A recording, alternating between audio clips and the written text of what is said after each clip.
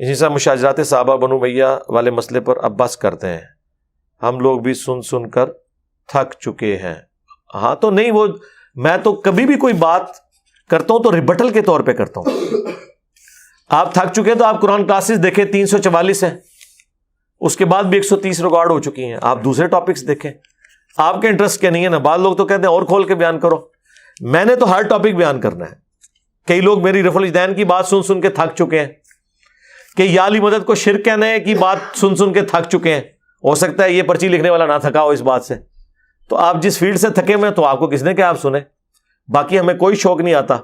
آپ دیکھیں لوگ یہ کہتے ہیں نا کہ جی یہ سب کو چھیڑتا ہے، میں نے کسی کو نہیں چھیڑا میرے بھائی۔ میری پرانی ساری ویڈیوز دیکھیں، مسئلہ نمبر، میں نے ٹاپکس کے اوپر ویڈیوز ریکارڈ کرائی تھی 200، حاضر و ناظر، علم غیب، آیات النبی، کبھی نہیں لکھا تھا ریپلائی ٹو فلاں ریپلائی ٹو فلاں۔ کوئی میری ویڈیو دکھائے کئی سالوں تک۔ تم لوگ بھی ٹاپکس کے اوپر ویڈیوز بناتے ہیں نا، انہوں نے سٹارٹ ہی 2015 میں مجھ سے کیا، ریپلائی ٹو انجینئر محمد علی مرزا۔ فرق دیکھا؟ اہل حدیثوں کو کہو کہ تم امیر شام کا دفاع کرنا چاہتے ہو تو لکھو امیر شام کے فضائل، 100-150 بندہ ویک ہی لے گا۔ لیکن یہ کیا لکھتے ہیں؟ ریپلائی ٹو انجینئر محمد علی مرزا آن امیر شام۔ تو وہ جب آپ یہ کام کریں گے تو میں نے نہیں جواب دینا آگے سے، میرا رائٹ ہے نا۔ میری آپ جتنی ویڈیو قرآن کلاسز تھی، کبھی کسی قرآن کلاس میں لکھا ہوا ہے کہ قرآن کلاس نمبر 1 ریپلائی ٹو مفتی منیب الرحمان، مسئلہ نمبر 1 امام الانبیاء کی دعوت قرآن، اس کے ساتھ نہیں لکھا ہوا ریپلائی ٹو مولانا احمد رضا بریلوی؟ نہیں، سارے مسئلہ نمبر دیکھیں وہ ٹاپکس کے اوپر تھے۔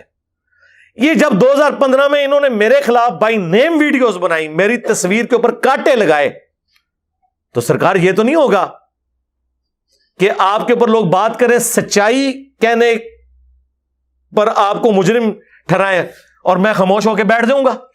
ایسے تو نہیں ہوگا۔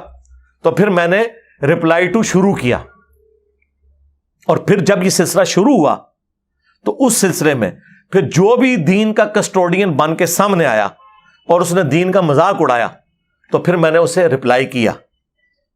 ٹھیک ہے، لوگ کہتے ہیں جی وہ انجینئر صاحب، لوگوں کو تو کہتے ہیں کہ جی ریپلائی ٹو انجینئر محمد مرزا لکھ کے آپ ویوز لیتے ہیں، تو آپ بھی تو ریپلائی ٹو تقی عثمانی لکھ کے ویوز لیتے ہیں۔ مجھے بتائیں تقی عثمانی صاحب کے اپنے ویوز کتنے ہیں؟ جن کے اپنے ویوز سینکڑوں اور ہزاروں میں مشکل سے جائیں، ان کو جب میں ریپلائی کروں اور وہ ویوز لاکھوں میں جائیں، تو اس میں تقی عثمانی صاحب کا کمال ہے یا ہمارے اس پلیٹ فارم کا کمال ہے؟ مفتی منیب الرحمان صاحب اور سعد رضوی نے بیٹھ کے پریس کانفرنس کی ہے، مشکل سے 10-12 ہزار لوگوں نے دیکھی ہے، جو ٹی ایل پی کے ساتھ کے پی پولیس نے کیا۔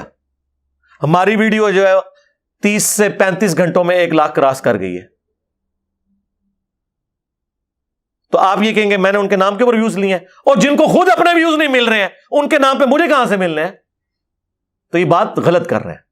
اور لوگ کہہ رہے ہیں شروع میں انجینئر صاحب نے بھی اس طریقے سے ویوز لیے ہیں۔ سرکار میں نے کبھی بھی اس طریقے سے ویوز نہیں لیے۔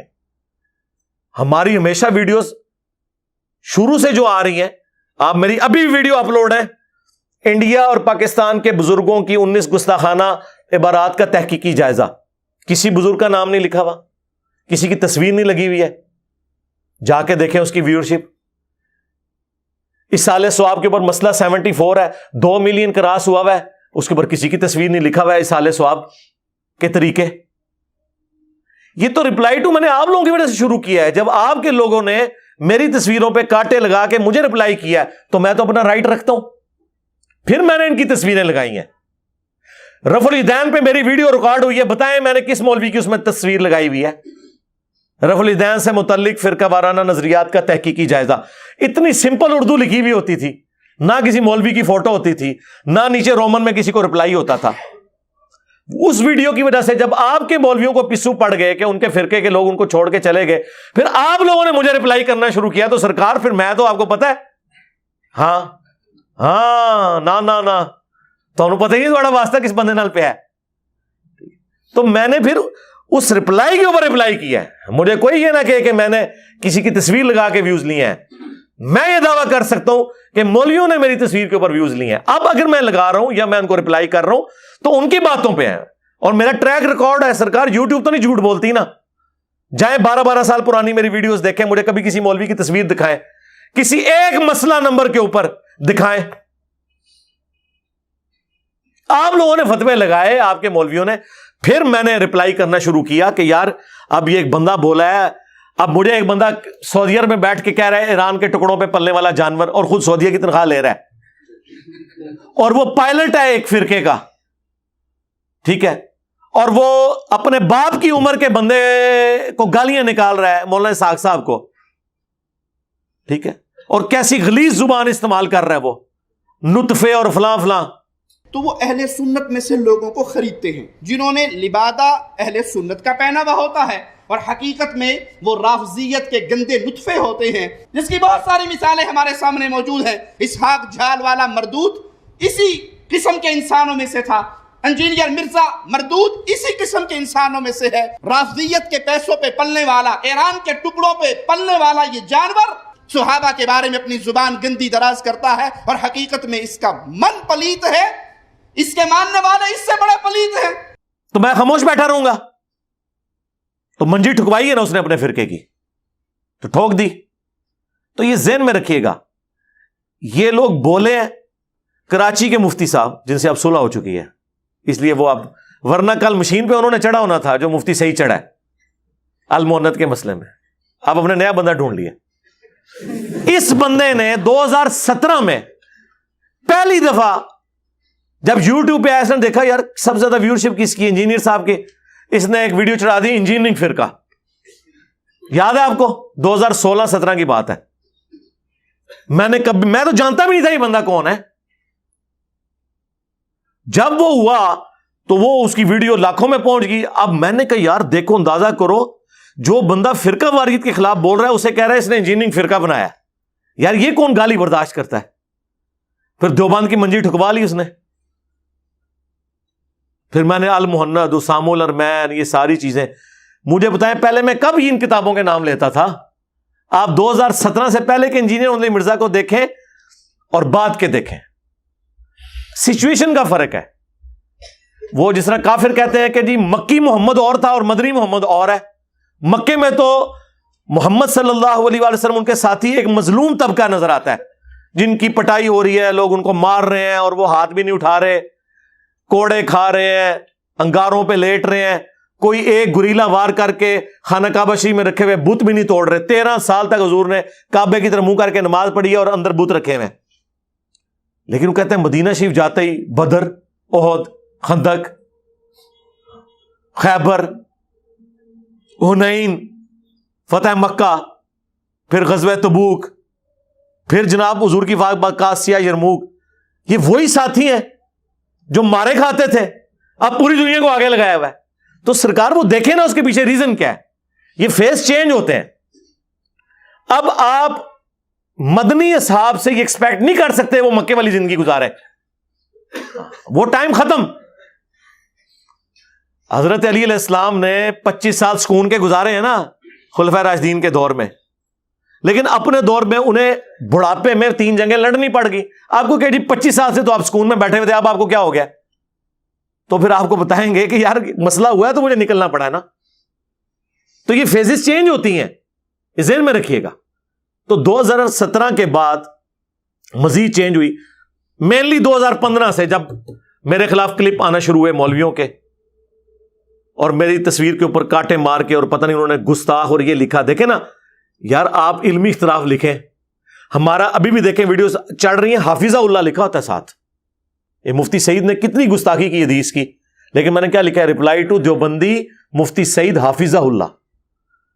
یہ لوگ لعنت اللہ سے نیچے بات نہیں کرتے. اتنا کس کے اندر حوصلہ ہوتا ہے؟